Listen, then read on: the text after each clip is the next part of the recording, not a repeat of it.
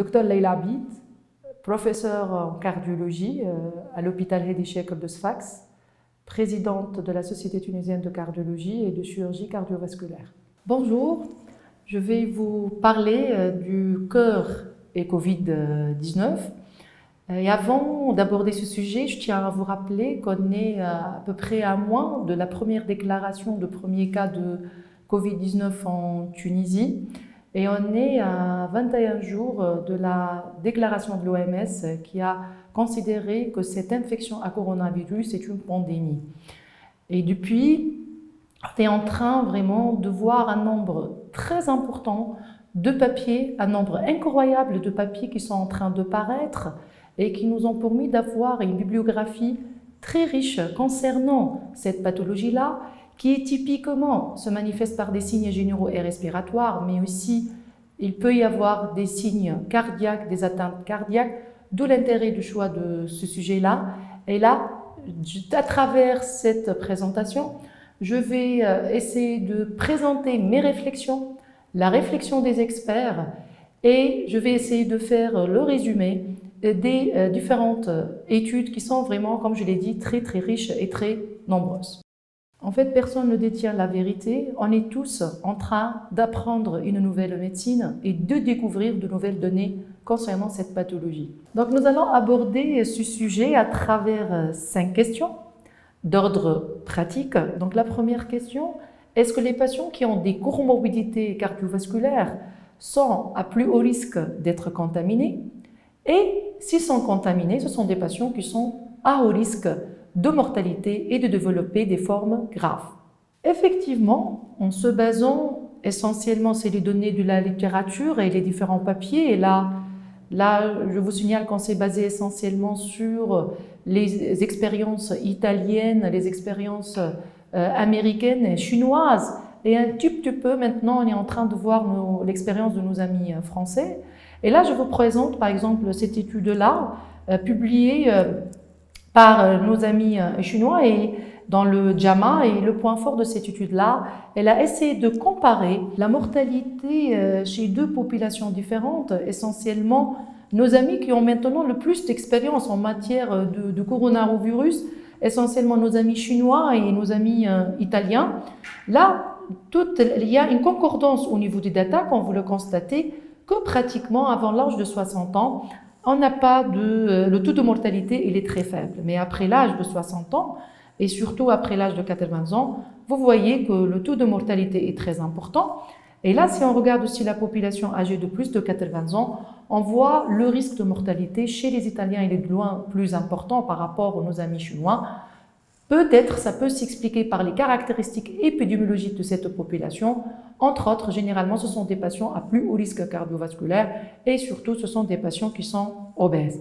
Et là, si on regarde aussi ce papier-là, qui a essayé de déterminer les facteurs prédisposant à la mortalité en s'intéressant à 113 patients chinois, et là, regardez, effectivement, on trouve que bien sûr le facteur âge, on trouve le tabac, les patients tabagiques qui sont à plus haut risque de mourir lorsqu'ils vont attraper cette infection, et on trouve les comorbidités cardiovasculaires, à savoir l'hypertension artérielle, le diabète, les patients qui ont eu des antécédents de maladies cardiovasculaires, l'insuffisance cardiaque et l'insuffisance respiratoire. Et là, je tiens aussi à insister que dans cette étude-là, 50% de patients décédés ils sont âgés de plus de 60 ans. Et si on se base aussi sur d'autres études, aussi bien chinoises que italiennes, et si on voit les deux groupes de patients, les patients qui ont attrapé cette infection, c'est-à-dire Covid positif, ce n'est pas la forme grave par rapport aux formes graves, on trouve que la prévalence de l'HTA, elle passe de 15 à 30% jusqu'à 58% dans la forme grave. Le diabète, il passe de 7 à 16% jusqu'à 22%. Les antécédents cérébrovasculaires de 2,8% jusqu'à 25%. Et là, les patients qui ont plus qu'un facteur de risque cardiovasculaire, ça passe de 46% et ça devient de façon très flagrante chez les patients qui ont la forme grave. Donc, toutes les études de la littérature, aussi bien la chinoise, italienne que vous avez vue, confirment et sont concordantes que les patients qui ont des facteurs de risque cardiovasculaire, l'hypertension artérielle, le diabète, le tabac, l'obésité, ce sont des patients à haut risque de mortalité. Et les patients aussi qui ont une comorbidité cardiovasculaire aussi, ils sont à haut risque de mourir et de faire des formes graves. La deuxième question qui se pose, pourquoi ces patients qui ont des facteurs de risque cardiovasculaire, qui ont une comorbidité cardiovasculaire, ils sont à haut risque de faire des formes graves et en haut risque de mortalité? Pour répondre à cette question, le recours à la physiopathologie est indispensable et on a essayé essentiellement de voir est-ce qu'il y a une interaction entre l'atteinte cardiovasculaire et ce fameux virus, le SARS-CoV-2. En fait, il y a plusieurs mécanismes physiopathologiques qui ont été évoqués. Et là, des mécanismes, c'est en fait la surexpression de ce qu'on appelle l'enzyme de conversion 2. En fait, c'est quoi l'enzyme de conversion 2? Cette enzyme de conversion 2, elle se trouve sur les membranes des pneumocytes, des myocytes, au niveau du rein, au niveau du tube digestif. Et là, le point commun avec cette infection, c'est ce virus-là.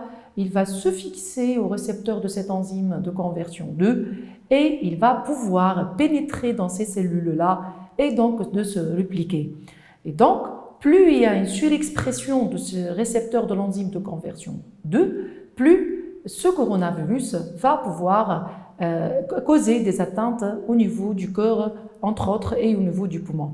Donc, retenez bien ce schéma-là. Je vais y revenir après lorsqu'on va parler de système de bloqueur système rénine-angiotensine. Donc là, je reviens à la physiopathologie. L'une des explications dans ce contexte d'infection par le coronavirus avec l'hyperactivation du système rénine-angiotensine, on a une hyper-expression des récepteurs de l'enzyme de conversion 2, donc il favorise la pénétration du virus au niveau des cellules. 2. L'un des mécanismes qui a été évoqué aussi, c'est ce qu'on appelle la stimulation ou le déclenchement de l'orage inflammatoire ou ce qu'on appelle la tempête cytokinique.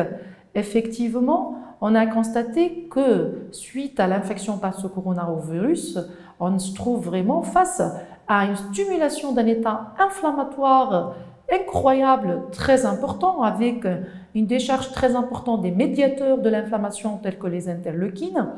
Et là, donc cet état inflammatoire peut aussi être néfaste pour le myocarde, on va voir. Et aussi, qui dit stimulation importante de l'état inflammatoire, dit aussi une activité procoagulante qui est vraiment très importante et très majeure. Et là, tous ces mécanismes physiopathologiques vont être responsables de retentissement cardiovasculaire. Donc, ça va expliquer la genèse et la fréquence de l'arythmie chez ces patients-là. Surtout là, je parle des formes graves, la tachycardie, la myocardite avec la péricardite, l'embolie pulmonaire avec cet effet procoagulant, on va voir, l'infarctus de myocarde des syndromes coronariens, les décompensations cardiaques et aussi les cas de mort subite. Et là, si je m'attarde sur l'atteinte, le mécanisme de l'atteinte myocardique, la souffrance myocardique qu'on appelle le myocardial damage or injury, donc il y a plusieurs mécanismes comme vous voyez ici, soit une atteinte myocardique directe par ce virus-là qui a un tropisme cardiaque très important à travers ce récepteur de l'enzyme de conversion 2, qui va donc directement entraîner une myocardite, comme d'ailleurs les autres virus, soit par une atteinte myocardite directe, mais par l'intermédiaire de l'inflammation et par les cytokines et les médiateurs de l'inflammation. Sinon aussi un autre mécanisme indirect qui peut aussi expliquer l'atteinte myocardique, la souffrance myocardique, c'est que normalement on s'attend à ce que ce coronavirus donne plus de syndrome coronarien aigu et surtout plus de syndrome coronarien ST+, plus du DM, et surtout les deux types. Le premier type qui est dû à la rupture de la plaque, la déstabilisation de la plaque dans ce contexte inflammatoire, et donc ça va favoriser la thrombose et les syndromes coronariens aigus. Et le deuxième type, c'est le type 2 qui est dû à un déséquilibre entre les apports et les besoins, déséquilibre des apports en oxygène qui se voient dans les formes graves avec cette détresse respiratoire. Et d'ailleurs, il y a ce papier très intéressant, et récent, publié par nos amis chinois, qui a essayé de trouver s'il y a une relation entre ce dommage myocardique, cette atteinte myocardique et l'augmentation de la mortalité. Et là, ils nous ont présenté cette étude qui a comporté 416 patients Covid positifs en se basant sur le PCR. Et chez ces patients, on a dosé systématiquement la troponine, même chez des patients qui sont asymptomatiques. Et là, regardez, on trouve à peu près 20% qui ont une élévation de la troponine, même en l'absence de symptômes. Et là, si on regarde les caractéristiques générales des patients, tout venant Covid positif, certes, on a des facteurs de risque qui sont présents tels que l'HTA, le diabète, la maladie coronaire. Mais si on regarde le groupe de patients qui ont la souffrance myocardique, ce sont des patients qui sont plus âgés, plus symptomatiques, qui cumulent plus de facteurs de risque cardiovasculaire et qui ont plus d'atteinte pulmonaire et anomalies biologiques. Et dans cette étude-là, ça a été retrouvé que plus le taux de troponine est élevé, plus la mortalité est importante.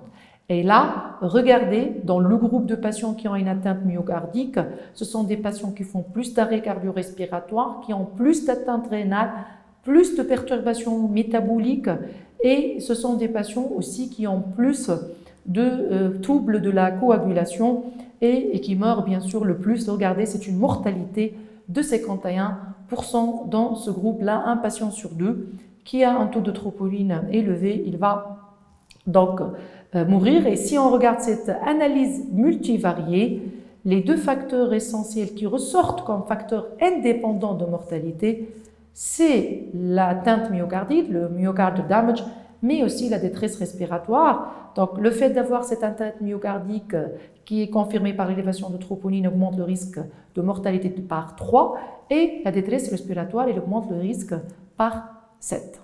Donc cette étude-là, d'ailleurs, comme les autres études chinoises, italiennes, ont bien démontré que la myocardite, c'est l'une des atteintes décrites chez les patients atteints par le Covid-19.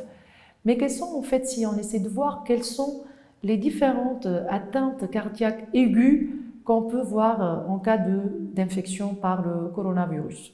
Donc là, ça c'est clair que l'infection à coronavirus ou le Covid-19 est responsable d'un taux important de patients qui peuvent développer la myocardite même asymptomatique. Mais qu'en est-il pour le syndrome coronarien aigu? Là, j'ai dit tout à l'heure qu'on se trouve dans une situation où on a un état inflammatoire très important, donc il y a une stimulation de système de thromboembolique de façon aussi très importante. Et mais avant de passer au syndrome coronarien aigu, j'aimerais bien m'attarder sur un piège diagnostique très important. C'est que parfois, il faut savoir faire la part entre la myocardite et le syndrome coronarien aigu. Donc là, on peut se trouver devant un patient qui a une gêne thoracique avec une fièvre. Et là, on va se précipiter à faire une coronarographie pour être certain qu'il s'agit de pathologie coronaire. Mais parfois, cette gêne thoracique et cette fièvre peut cacher une myocardite. Donc, il faut faire attention. Et parfois, on a même des ECG qui miment un syndrome coronarien ST+, c'est-à-dire on va trouver un sus-décalage de ST, mais en faisant la coronarographie, on va trouver des coronaires saines. Donc, c'est un argument en faveur de la myocardite. Donc là, la question qui se pose, est-ce qu'on va demander une troponine pour tous les patients?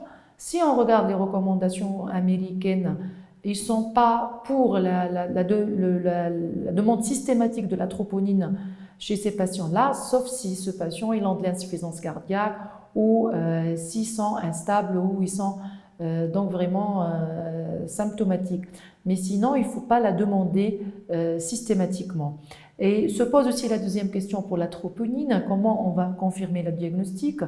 La myocardite, comment on va confirmer le diagnostic? Est-ce qu'on va demander une IRM cardiaque?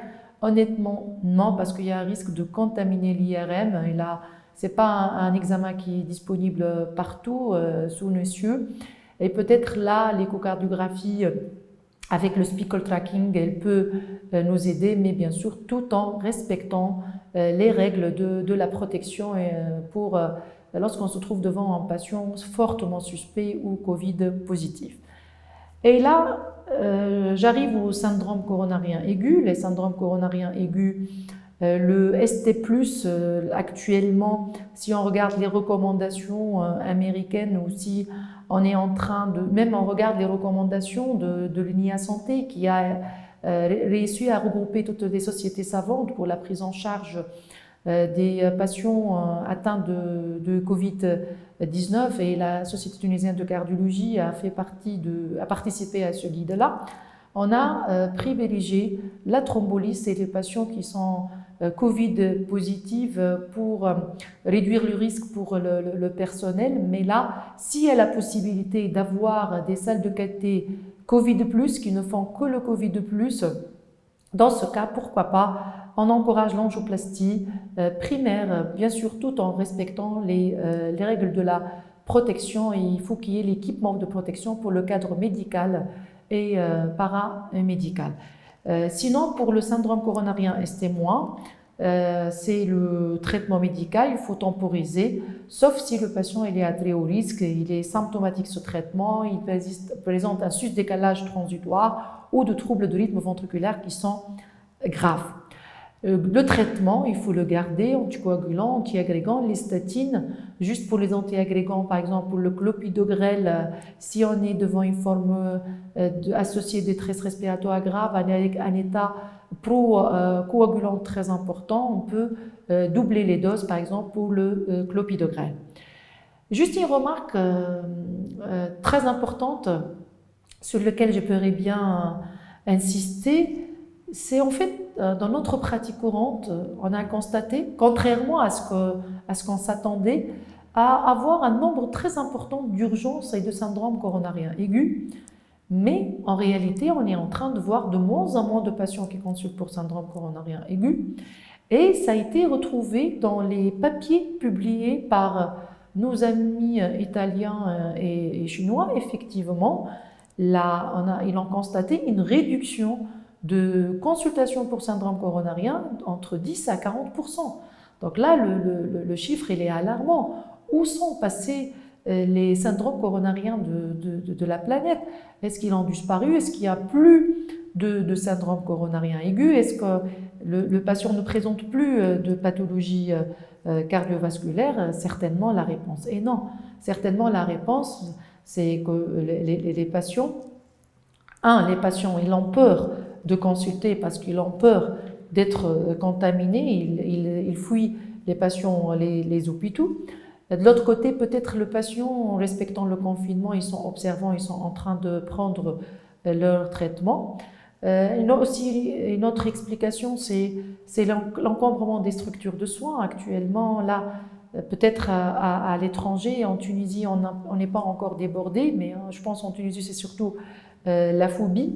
Et malheureusement, on est en train, même pour les cas qu'on est en train de voir, on est en train de voir des cas qui consultent malheureusement tardivement, en retard, et ils viennent dans un état compliqué, en état de choc cardiogénique. Donc là, je pense que c'est notre mission, et déjà la Société tunisienne de cardiologie a annoncé cette alerte-là, que le message « Stay at home », restez chez vous, il faut le passer auprès des gens. Ils doivent respecter le confinement certainement, mais ils ne doivent pas négliger la symptomatologie, les signes d'appel. Ils ne doivent pas hésiter à consulter le 190 ou le médecin traitant ou consulter les urgences pour qu'on les prenne en charge à temps et précocement et pour éviter les complications, parce qu'on a peur que ces patients-là, ils vont mourir de leur maladie cardiovasculaire et non du Covid-19.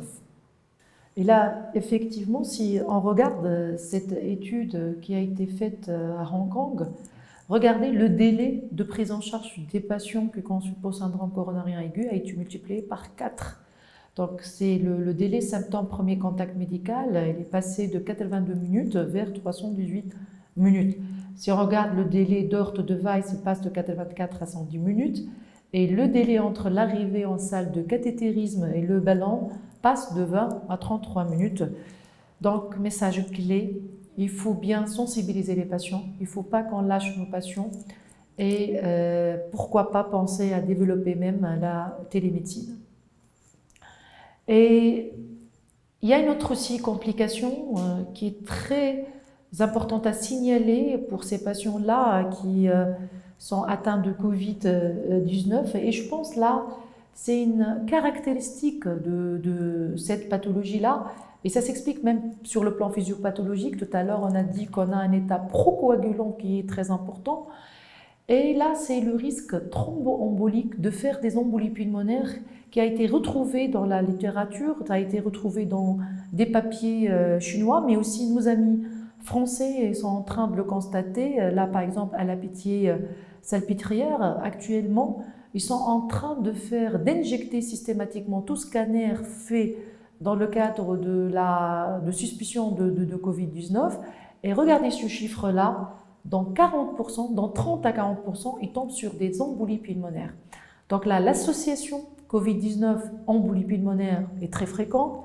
Il faut y penser. Et actuellement, on est en train d'encourager, bien sûr systématiquement, le traitement anticoagulant préventif chez ces patients-là. Et pourquoi pas, pour les formes graves, de passer dans certaines équipes à la dose curative, la double dose, pour prévenir ces embolies pulmonaires qui sont pratiquement très fréquents dans cette infection-là. Et là, comme je l'ai dit, pratiquement, c'est une caractéristique de cette infection. Donc, j'arrive à la question brûlante qui a créé une agitation dans le monde de la cardiologie et dans la communauté cardiologique.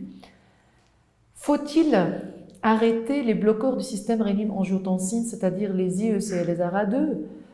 Est-ce que vraiment les patients hypertendus, les patients insuffisants cardiaques, les patients qui ont fait un infarctus du myocarde, qui sont sous IEC ou sous ARA2, est-ce qu'ils sont vraiment à risque de développer de formes graves et de mourir? Et donc, faut-il les arrêter de façon préventive? En fait, cette polémique s'est créée suite à la publication Swift dans le Lancet. Ce n'est pas n'importe quelle revue, c'est une revue prestigieuse, le Lancet. Et l'auteur, pour lui, il faut arrêter les IEC et les ARA2 chez les patients qui prennent ces médicaments. Et parce que pour lui, ces médicaments, ils vont favoriser la surexpression de l'enzyme de conversion 2, donc la réplication virale. Et là, en regardant bien sûr la littérature, les différents papiers, je me suis basée sur le dernier papier paru. Et là, regardez les experts qui ont bien publié ce document-là. C'est McMurray, c'est Solomon, ce sont vraiment des références en l'hypertension, l'insuffisance cardiaque et en le système rénine-angiotensine.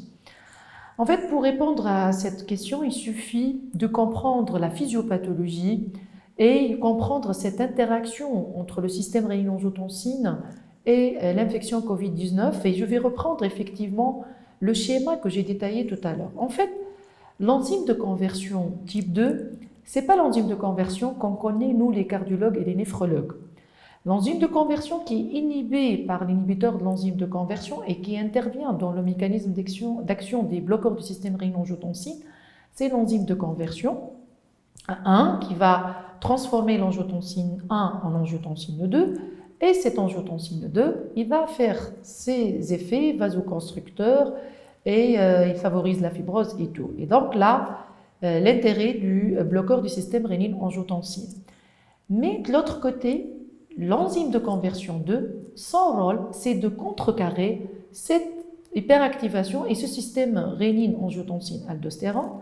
En effet, l'enzyme de conversion 2, elle va transformer l'angiotensine 2 en d'autres angiotensines qui ont un effet tout à fait différent de l'angiotensine 2 qu'on connaît. Ils ont un effet, par contre, vasodilatateur, antiprolifératif. Donc, c'est pour ça qu'on a dit que cet effet, c'est pour contrecarrer l'hyperactivation du système rénine-angiotensine. Donc là, en fait, il n'y a pas effectivement d'interaction entre ces bloqueurs du système rénine-angiotensine et cette enzyme de conversion type 2. Et donc, les choses, ils sont claires maintenant. Et là, c'est le résumé de ce papier qui nous a été récemment présenté. Donc là, on peut le dire et le message, il est clair. Il ne faut pas arrêter les inhibiteurs de l'enzyme de conversion. Il ne faut pas arrêter le bloqueur du système rénine-angiotensine chez ces patients-là. Et ces patients aussi, ils ne sont pas à risque de développer de la forme grave ou de mourir du Covid-19. Donc ça, c'est un message. Et là, je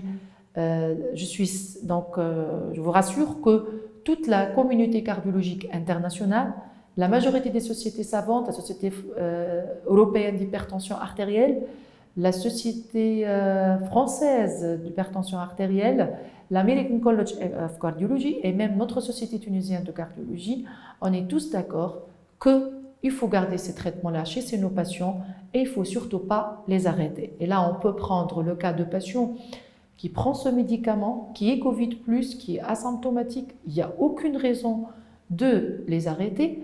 Et même si on prend les patients qui sont Covid positifs et qui sont symptomatiques, la même chose, si on va demander aux patients de l'arrêter, là, on peut déstabiliser ces patients qui, je vous rappelle, ce sont des hypertendus insuffisants cardiaques et qui ont fait des IDM.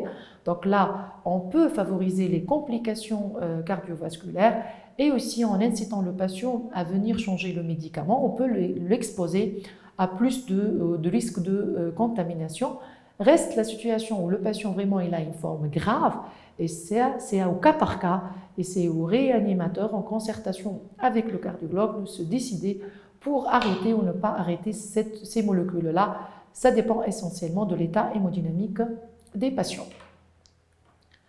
Et là, et d'ailleurs, là, regardez, même il y a une étude qui est en cours et n'est pas encore publiée, ce sont nos amis américains, puisque nos amis américains sont actuellement, je pense, le pays le plus touché après l'Italie, donc on commence à voir leurs publications. Et actuellement, ils vont même entamer une étude pour voir est-ce que, parce qu'on avait évoqué même l'effet bénéfique des bloqueurs du système rénine-angiotensine, essentiellement les ARA2, chez ces patients-là. Donc, puisqu'il y a cet effet, comme je l'ai dit, c'est-à-dire l'enzyme de conversion 2, son rôle c'est de contrecarrer ce système rénine-angiotensin-aldostérone. Donc là, on attend les résultats. Est-ce que vraiment les ARA2, et là, ça sera l'étude faite avec le losartan, il protège contre l'évolution vers la forme grave chez ces patients-là. Puisque donc j'ai parlé des bloqueurs du système rénine-angiotensine, nous allons rester avec le traitement et nous allons aborder le chapitre moyen thérapeutique et coronavirus. Est-ce que vraiment, au jour d'aujourd'hui, à l'état actuel des choses, on a une molécule ou des molécules miracles qui vont stopper l'évolution de cette maladie et surtout de prévenir l'évolution vers la forme grave et assurer rapidement la guérison. Donc là, pour le traitement, je vais parler essentiellement de la molécule entre guillemets vedette qui a coulé beaucoup d'encre et a créé une grande controverse dans le monde de la cardiologie et dans le monde médical.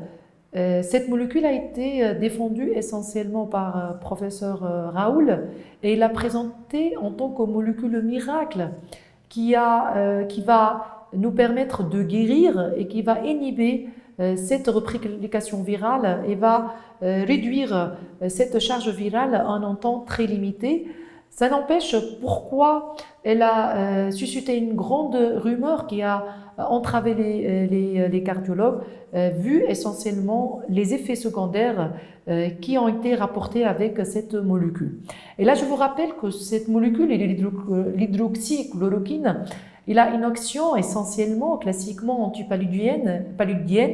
Et là, on le prend lorsqu'on part en Afrique à titre préventif. Nos amis internistes le prescrivent pour certaines pathologies auto-immunes telles que le lupus. Donc, il a cette action essentiellement anti-inflammatoire. Mais aussi, il a pour nos amis chinois, mais aussi pour professeur Raoul, ils ont prouvé que cette molécule elle a une action sur ce virus in vitro, mais bon, non encore confirmée in vivo. Et la première étude chinoise publiée, c'était le 18/3 2020, elle a montré cette action in vitro sur ce virus-là. Et puis, on a assisté à une tsunami d'études parlant de cette molécule-là, aussi bien des études chinoises, mais aussi l'étude marseillaise de professeur Raoul. Il a présenté sa première étude Princeps qui a concerné 36 patients.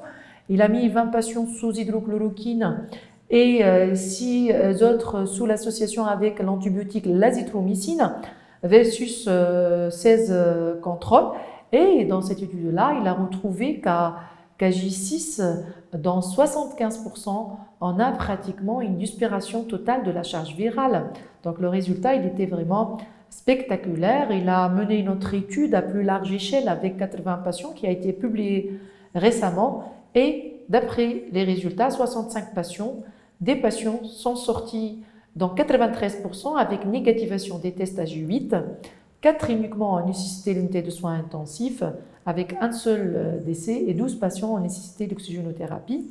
Donc les résultats de cette étude étaient très encourageants à tel point que cette molécule-là a eu l'accord de mise sur le marché par le FDA.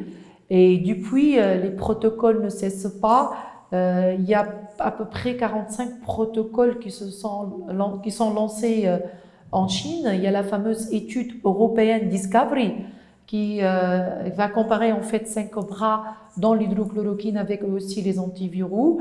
Là, un bon nombre de pays se sont impliqués, Canada, Brésil, Vietnam, la Grande-Bretagne et même la Tunisie.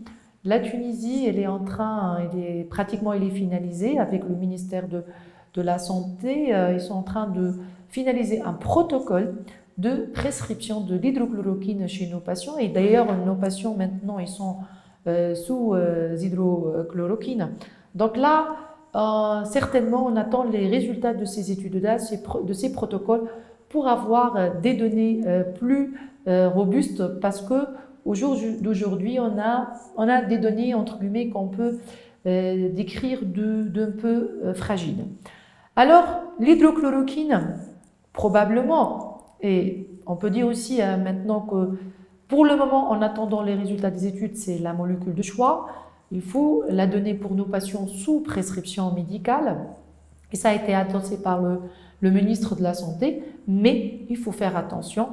L'autre revers de la médaille, que c'est une molécule qui peut donner des effets secondaires.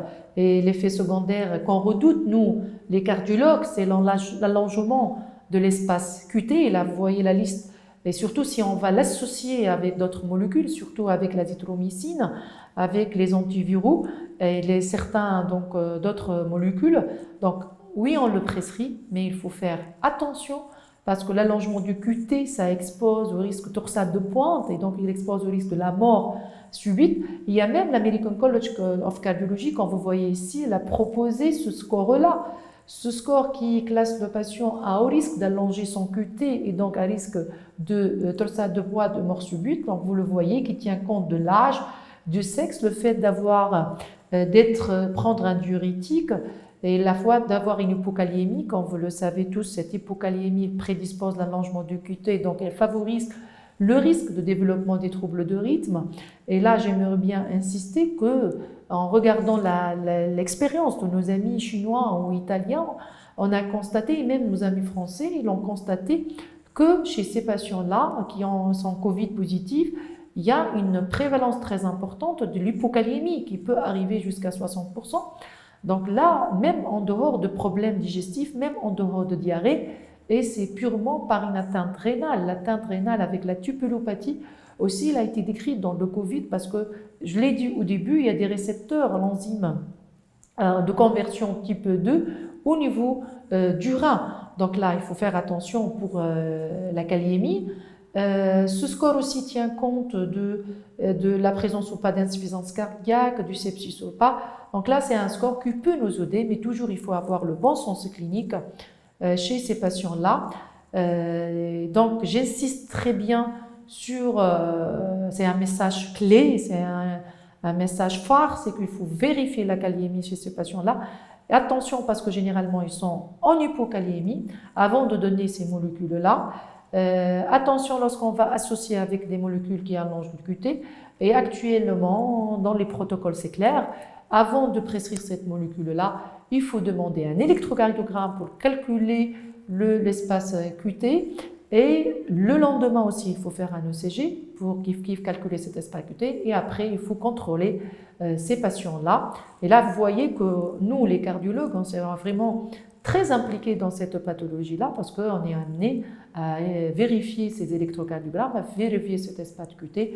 Et là, pourquoi pas ne pas penser à développer la télémédecine ou des unités mobiles parce que vraiment, il y a un grand boulot qui nous attend.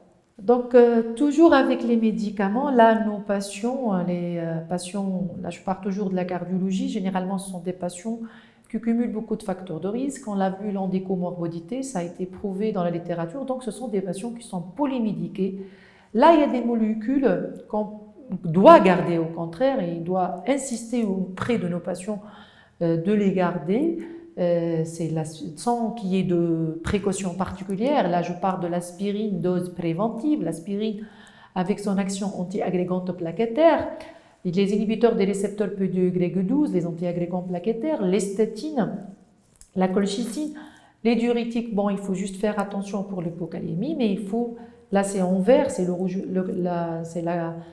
donc le feu vert, mais après là, regardez, feu orange, il faut faire attention en cas de prise des anticoagulants. Pour les bloqueurs du système rénine-angiotensine, c'est surtout la fonction rénale parce qu'on a constaté aussi dans les formes graves, ce sont des patients qui font beaucoup d'insuffisance rénale.